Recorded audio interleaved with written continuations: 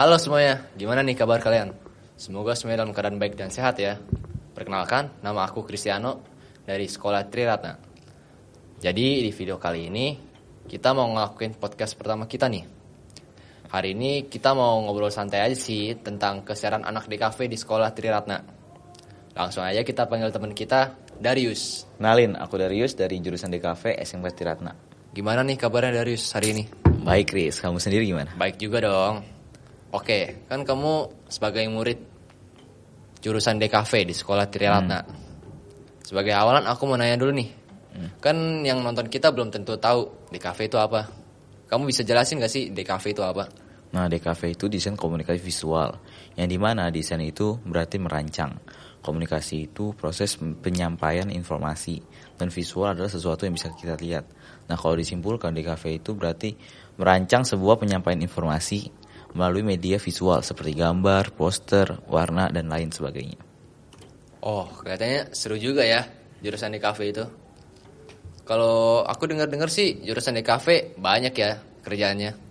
Kamu bisa jelasin nggak apa sih kerjaan DKV itu biasanya? Banyak, mulai dari fotografi, ngedesain, videografi, sampai sekarang juga kita lagi belajar editing. Banyak ya. Iya. Kamu kan nih pasti banyak kerjaannya. Ada karya yang udah jadi belum sih dari kalian tuh? Ada nih hasil proyek PBL kita. Bisa dilihat dulu. Sweet box. Jadi isinya tuh ada kata pengantar, visi misi, manfaat, kelebihan sama varian-varian produknya. Ini ada 2 lagi nih. Coba lihat. Bumbi salad.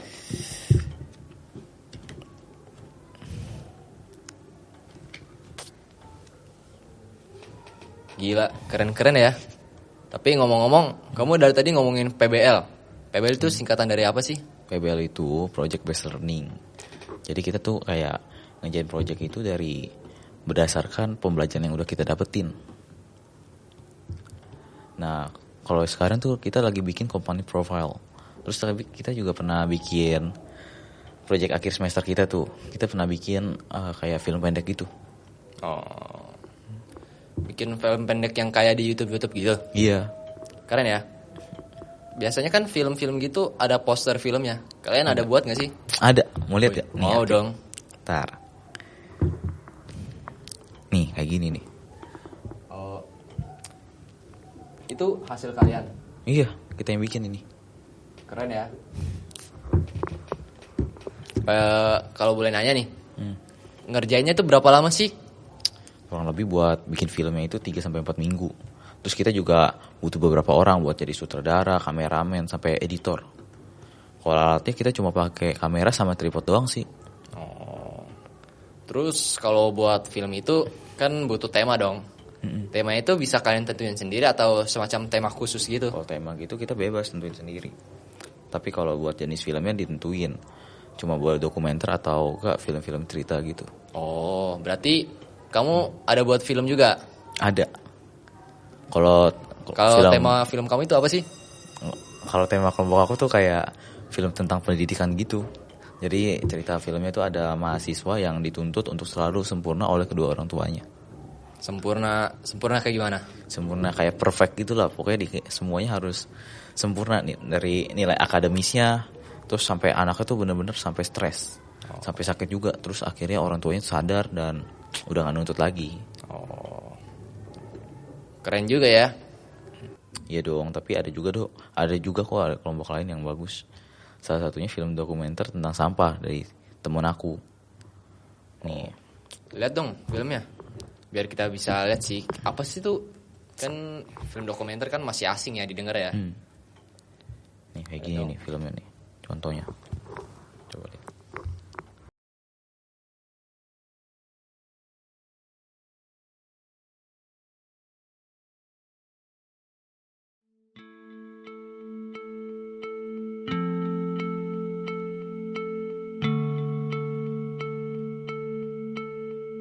Pada umumnya, sampah tergolong ke dalam 3 jenis, yakni organik, anorganik, dan B3, atau jenis sampah yang mengandung bahan berbahaya serta beracun. Di tahun 2023 saja, jumlah timbunan sampah di Indonesia telah mencapai 68,5 juta ton. Sebanyak 55% atau sekitar 37,2 juta ton merupakan sampah organik berupa sisa-sisa makanan dan kayu atau ranting-ranting.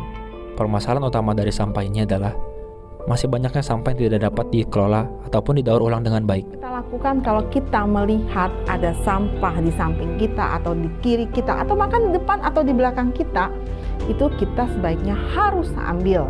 Kita ambil, kita masukkan sampah itu ke tempat sampah. Sampah terutama milik kita sendiri ya. Misalkan dimulai dari rumah, kita bisa memisahkan sampah plastik dengan sampah yang mudah terurai ya.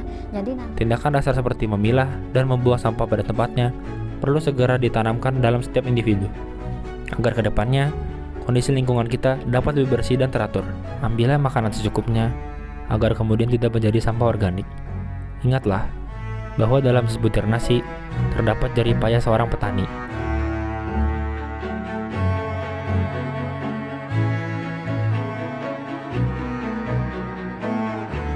Wow, hebat ya anak-anak di kafe bisa bikin film sebagus itu.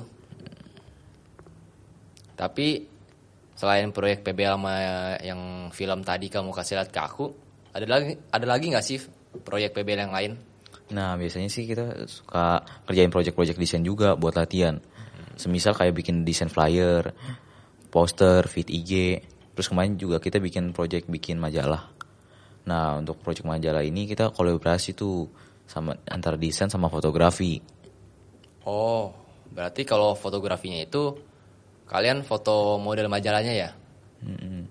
Terus kalau desainnya kalian ngedesain itu supaya kelihatan menarik. Iya, kurang lebih begitulah. Jadi project di Cafe Triratna itu konsepnya satu project untuk beberapa mata pelajaran. Oh, mungkin supaya nggak terlalu banyak kerjaan juga sih ya. Kan itu ada majalah. Aku boleh lihat nggak sih? Boleh, bentar aku cari dulu. Nah, kayak gini nih mungkin. Coba lihat.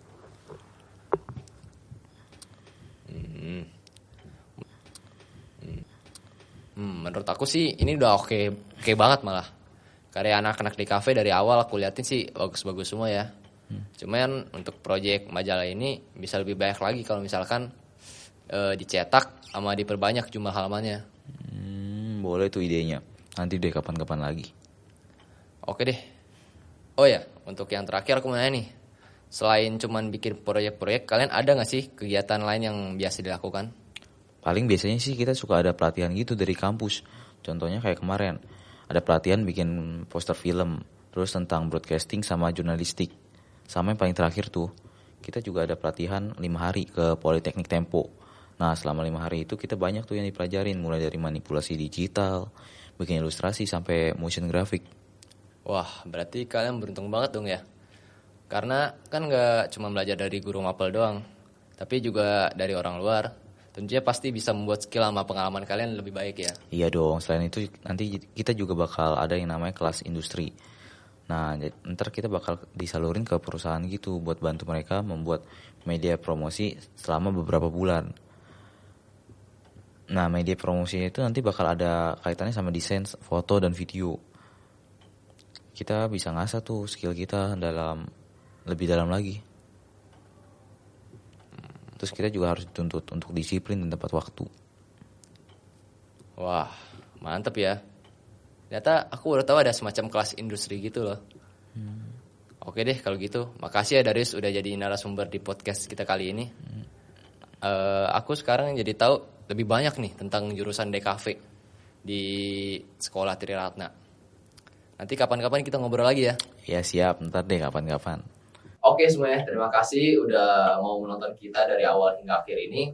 Saya Cristiano selaku host dari acara ini. Terima kasih. Bye-bye.